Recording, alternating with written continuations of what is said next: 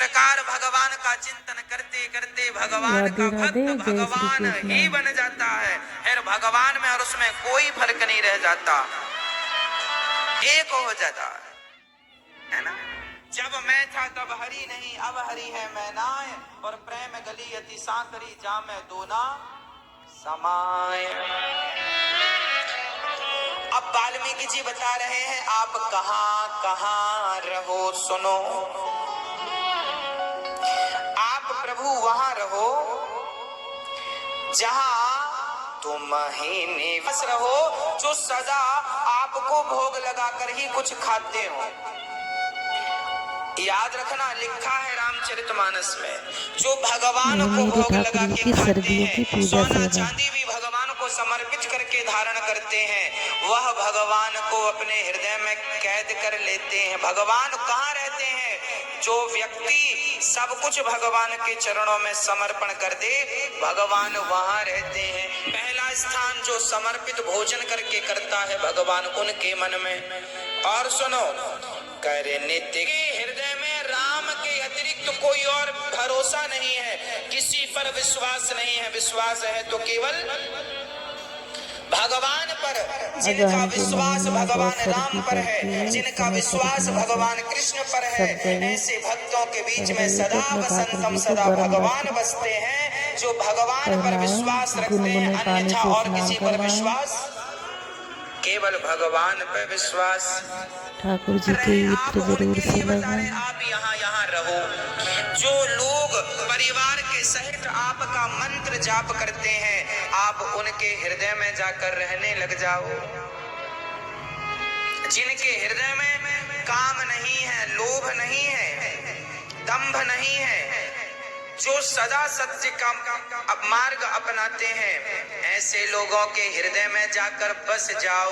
यहाँ एक चौपाई बड़ी महत्वपूर्ण है। दोहा नंबर है अयोध्या कांड का 130, जिसकी चौपाई नंबर है 5। छोटा सा वीडियो दोहा अच्छा लगे नंबर तो 130 चौपाई नंबर लाइक 5 सब्सक्राइब जरूर अयोध्या कांड। करें। इस चौपाई को याद करिएगा और सबको पढ़ाइएगा। देखिए क्या लिखा है,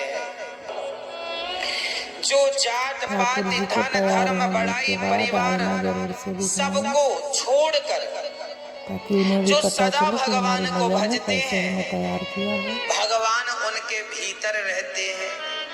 जो व्यक्ति जात पात मानता है, ये ऊंचा है ये नीचा है, भगवान उसके हृदय में नहीं रहते, है ना। जीव मात्र से प्यार करो, जीव मात्र में भगवान का अहम सर्वेषु भूतेषु भूतात्मा वस्थितः सदा।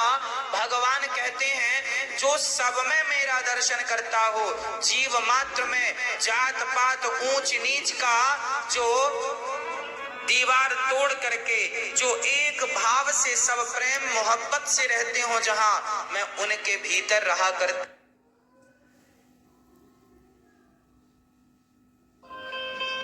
पहले स्नान किया करो और स्नान करने के बाद ही रसोई में प्रवेश किया करो। रसोई भी मंदिर है। बताओ रसोई किस किस चीज का मंदिर है, काहे का मंदिर है?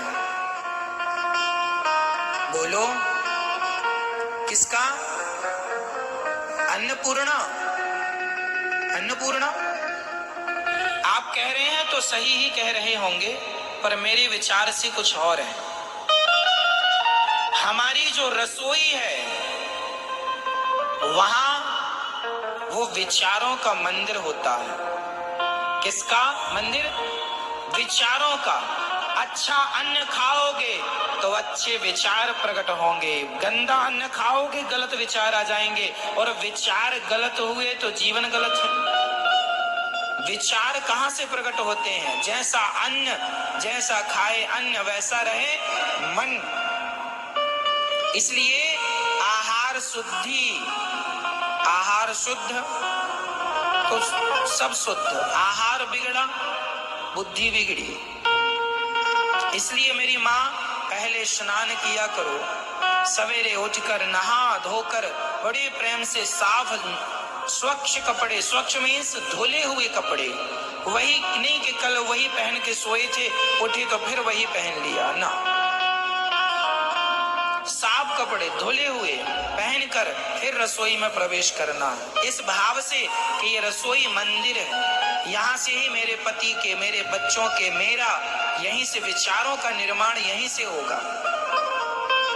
आप कुछ ना खाइए, 4 दिन तक भूखे रहिए, उस भूखी हाल में आपके अंदर कोई विचार नहीं होगा, विचार शून्य हो जाता है। क्यों जी, क्या सोचता है आदमी? उस समय केवल खाना मिल जाए, भोजन मिल जाए। तो भोजन ही विचारों को जन्म देने वाला है। इसलिए बड़े बुजुर्गों ने कहा है कि जैसा खाए अन्न वैसा रहे मन,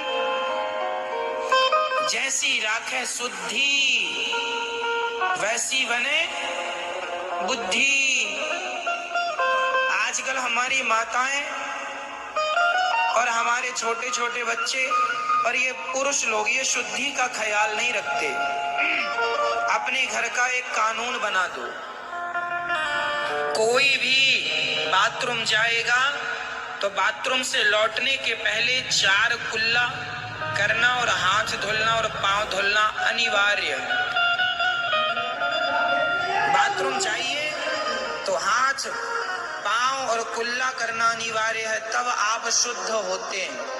और यदि आप शौच के लिए गए हैं, दीर्घ संका गए हैं, तो फिर आपको वहां से नहा कर ही लौटना है। जितने कपड़े पहनकर दीर्घ संका शौच के लिए जाओ, वो सारे कपड़े गीले करो। दिन में 2 बार जाओ, 3 बार जाओ तो तीनों बार नहाओ, वहां से